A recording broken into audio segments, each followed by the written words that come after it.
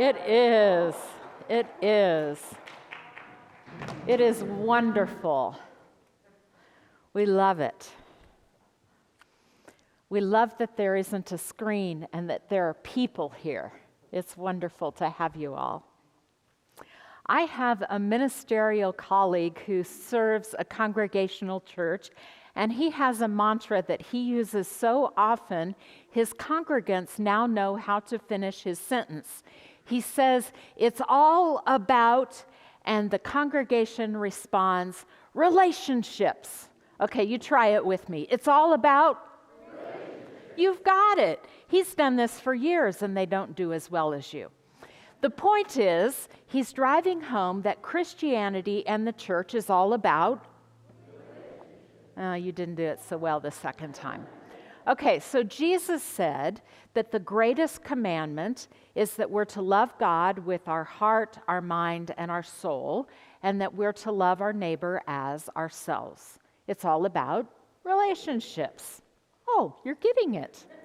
So from Genesis to Revelation, the Bible is all about relationships, of course.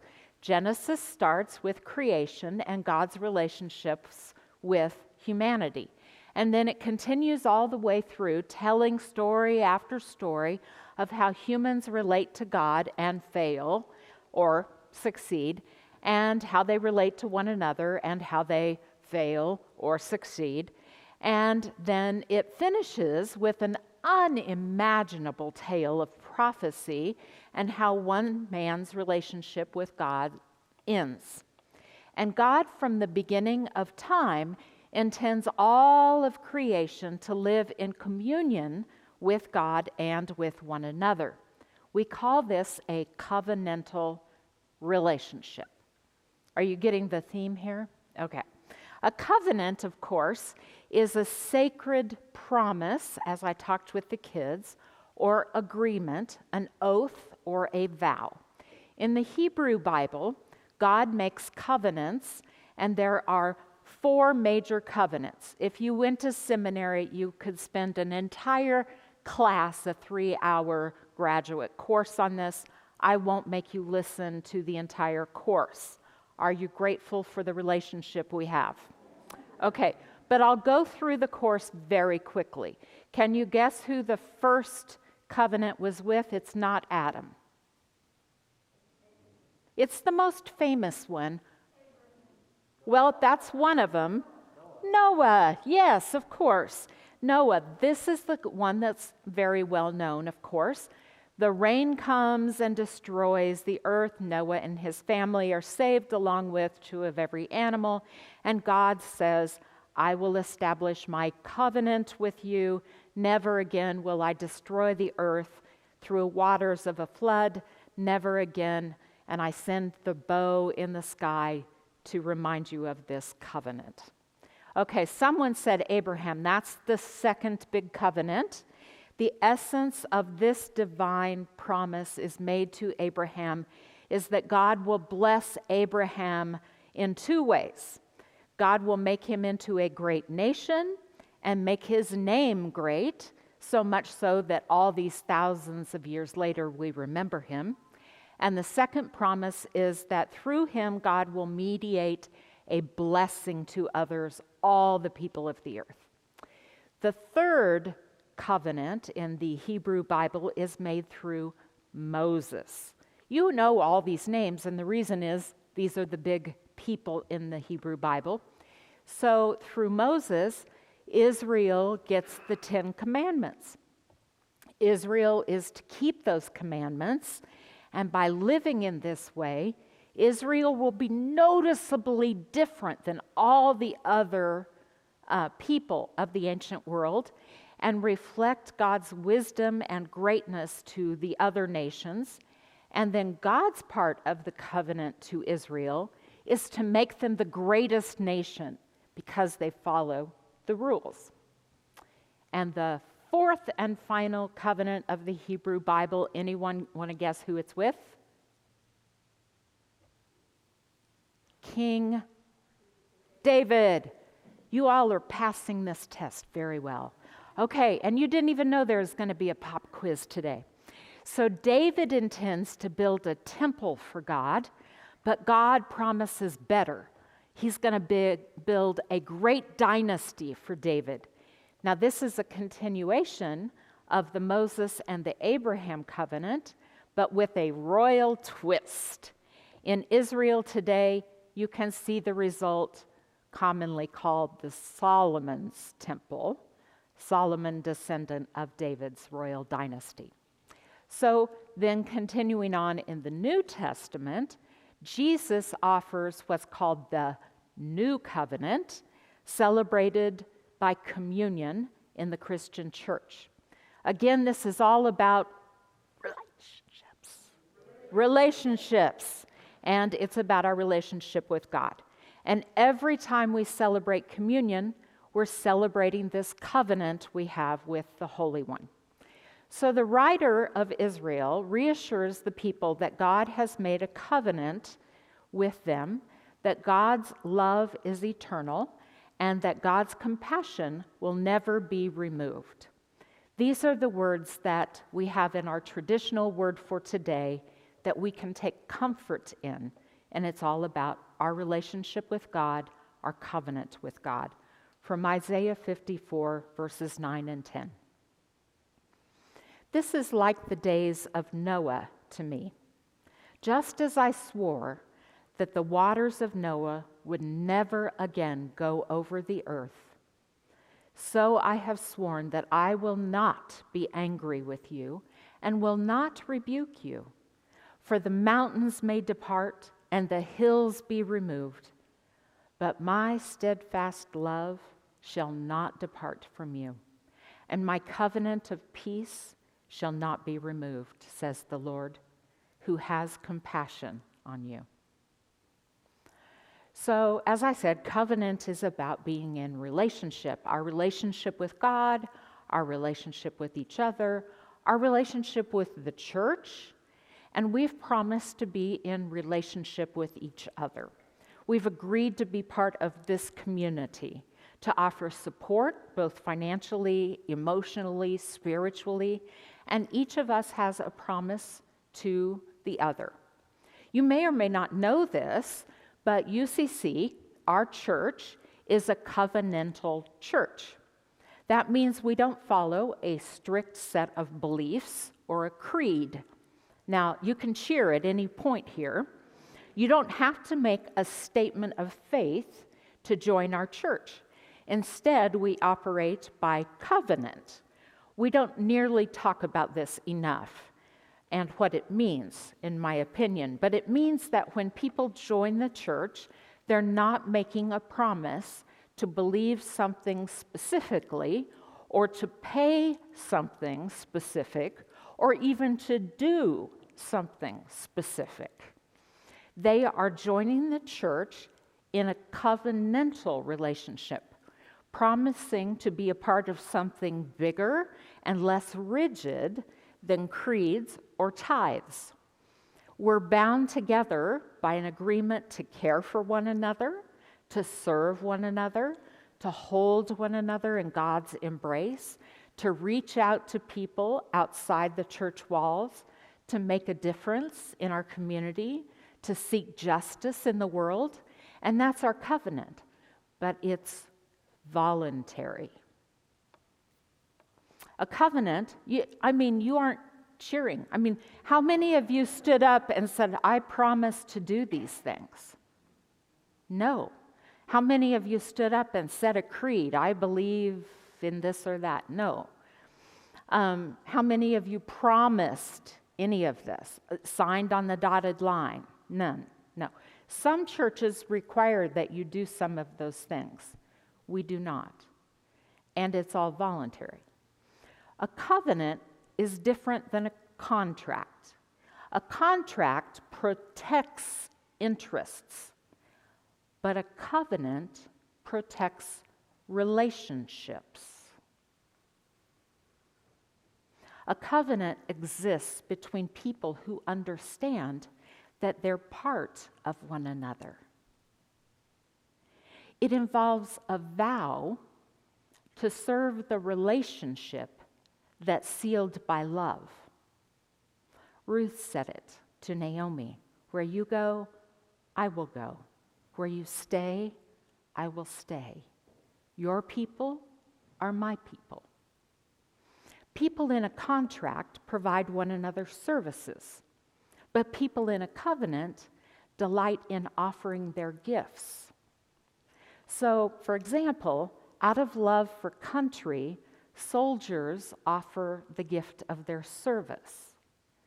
Out of love for their craft, teachers offer students the gift of their attention. Do you see the difference? Covenants are different with a variety of stories behind them. God's promises are similar. As Barbara Brown Taylor puts it, they are all the same promise at heart, the promise of an intimate relationship with God. But the promise has taken different forms over the years as God has struggled to remain faithful to the orneriest bunch of partners a deity has ever had. I love that. We're all the orneriest bunch of partners God has ever had. And if you've ever read any of the Hebrew Bible, the orneriest bunch of characters a deity has ever had. Some of those stories about Abraham, Moses, Noah, the orneriest bunch of partners a deity has ever made a covenant with. The covenants are actually proof that God has bound God's self to the world. If there is pain in someone's life, God has promised to share in it, to be faithful to those ornery people, to be in solidarity with us, to meet our worst tendencies which Jesus himself experienced with forgiveness and compassion.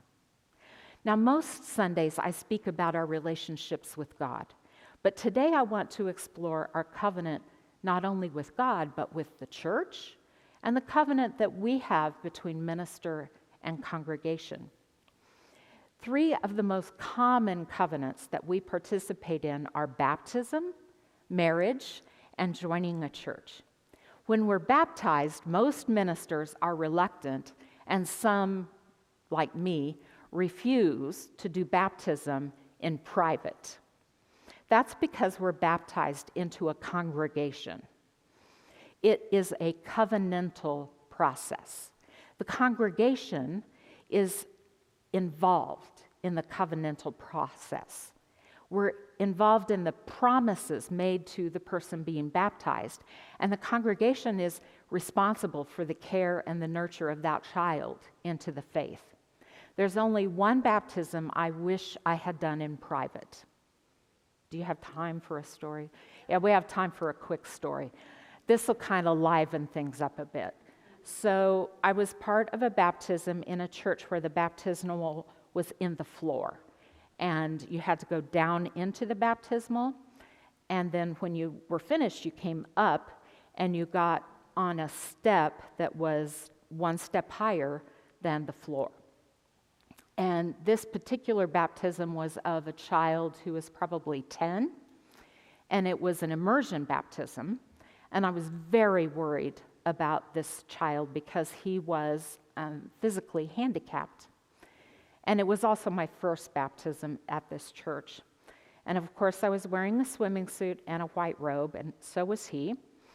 And so I had gone through all the instructions with his parents about greeting him with a big towel and wrapping him and embracing him when he came up out of the baptismal, and making certain that he didn't step off the brick step and break his neck sliding with his wet feet and, hitting the floor. And so we practiced on dry feet and dry land, and we all had it perfect. So the day came, everybody was there. I invited the congregation to gather around. They gathered around except where he and I would come up out of the baptistry. This is a true story. I wouldn't make this up. And the rest of the congregation, first I invite the children, and they all stood around, and the rest of the congregation was seated. And he came up, I held his hand from the baptistry. He came up, he stepped off, the parents wrapped him in the towel. He walked across to the bathrooms and changed. And then everyone turned and the children started walking back to their seats. I had not thought about how I would get out of the baptistry, soaking wet, and there was no towel, and there was no one, except that everyone was still watching. And my husband was watching, and all the parishioners were watching, and God was watching. And so I just blithely came up the steps, took the top step, stepped off, and immediately went, phew, bam. Hit my back on the red bricks and splayed myself beautifully, all in my wetness, feet first, to the congregation, with my back against those bricks and my behind on the floor. And I was in so much pain I couldn't get up, and there was no gracious way to do so. And everyone gasped, and one lady had hot coffee in her hand and flew it up, because she went like this it was really pretty. They never forgot the gracious minister who fell on her back and wet everywhere, and yeah, it was really fun. I should have done that one in private. But otherwise, it's all about relationships, right? And they loved me anyway. So, baptism, it's a covenantal relationship. You should all be glad we don't have a baptistry where I can do stupid things like that. Okay, that was just down a ridiculous aisle. Shouldn't have gone there. Okay, the next covenantal process that we do is when we join a church. It's not a solo act. The congregation is present and involved, and a new relationship is formed. A covenant is made. We promise to walk together on a faith journey. Too often the journey is informal, and we lose track of one another. I grieve over this as a pastor. When someone says to me, I hurt because nobody called me, nobody sent me cards, no one said anything to me about this significant life event, and I hear the pain and the heartache, and I grieve for that person because I know they feel alone in their grief. And then I'm left to wonder if before their point of pain, that person themselves sent cards or called or ministered to others in the congregation. Because often we don't stop to think about what others need until we need it ourselves. It's all about relationship. Church membership should be a serious commitment, but you can take it lightly because it's voluntary. However, I've noticed over these decades that I've been in ministry that you receive in the same measure you give. If you offer significant time, energy, joy, attention, enthusiasm, and ministry to your church, you're likely to receive the same back. But if you offer sporadic attendance, begrudging comments, a few offerings, and measly service, you're likely to receive the same back. Like everything else in life, your attitude dictates the response that you receive. And a sacred covenantal relationship with your church creates a holy, beautiful relationship with the people in the church. If you are a thoughtful, loving, insightful giver to your church, you will receive that blessing back. One more thing, a church is a living, breathing organism. It is absolutely nothing and nowhere without its people. And the pandemic has proven that over and over. when people are here and our relationships are alive, we have something sacred. So I'm glad that you all are here today. Another covenantal relationship in the church is the relationship we have between minister and congregation. And that's not simply an employment relationship. The minister or ministers are employed, that's certainly true, but they are also called and voted upon.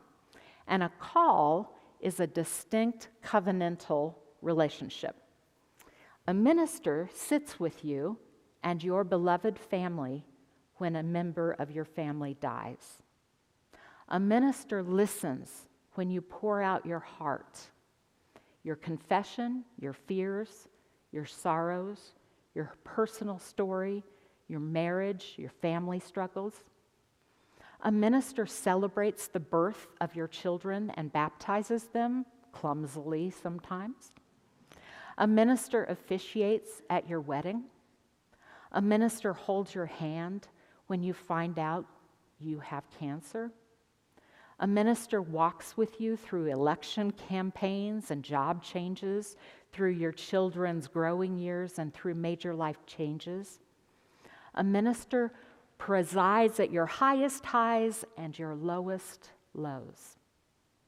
So when it's time to begin or end a ministerial covenant with a congregation, it's important to remember that it is a covenantal relationship and not an employee-employer relationship, and to treat it as such. As you know, my husband Eric works as a human relations professional, and it's often his job to hire or terminate employees at a large company.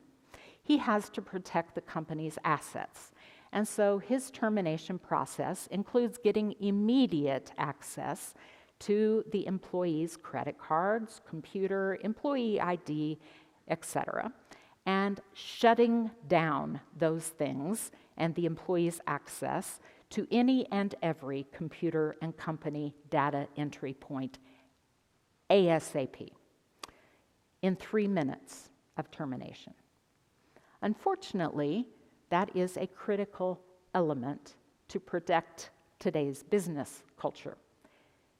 When a minister is hired or leaves a congregation, with a few exceptions, the same process is not helpful because of the nature of the relationship and because of the covenantal relationship.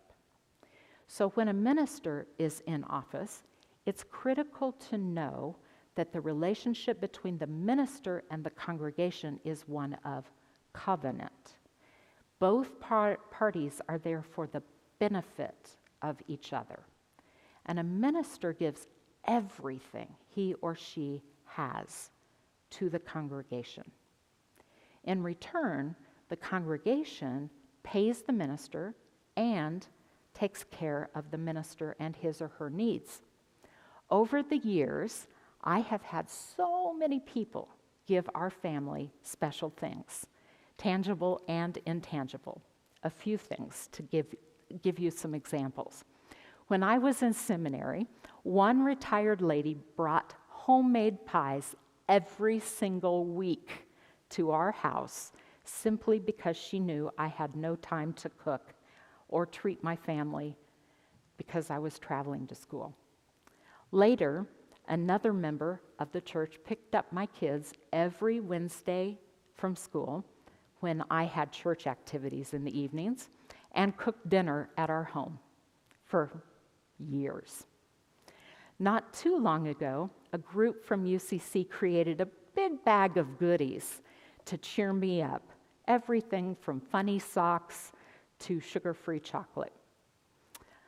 It seems like I'm just highlighting food things. So I have a pile of notes in my desk. Some of them are more than 30 years old, from people who have taken time to write notes thanking me for a sermon or something meaningful that I had done. And when I have a tough day and need a pick-me-up, I look through those notes.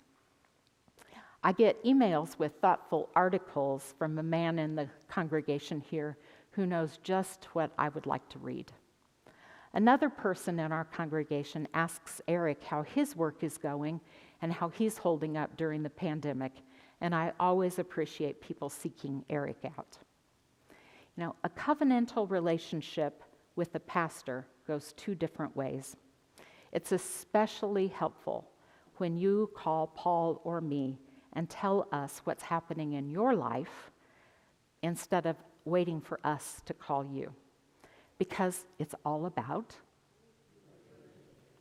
and we're certainly grateful for the relationship we have at UCC. So I'll end with this quote from Dr. Mary Foskett. When we are called into covenant with God and one another, we are called to nothing less than to become more fully human in the truest and best sense of the word, to become more fully human together so that blessing might come upon all the families of the earth.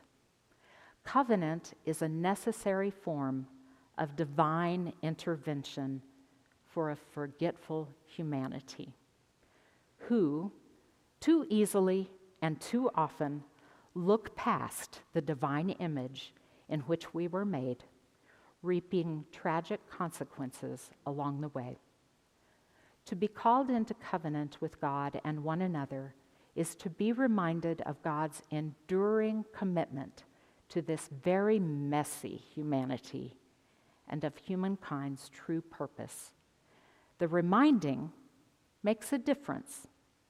The striving matters. And as we see throughout the Bible, God makes good on God's promises. And so shall we pray. And thus, God keeps calling us again and again back into covenant, even though we are the orneriest bunch of partners a deity ever knew. Amen.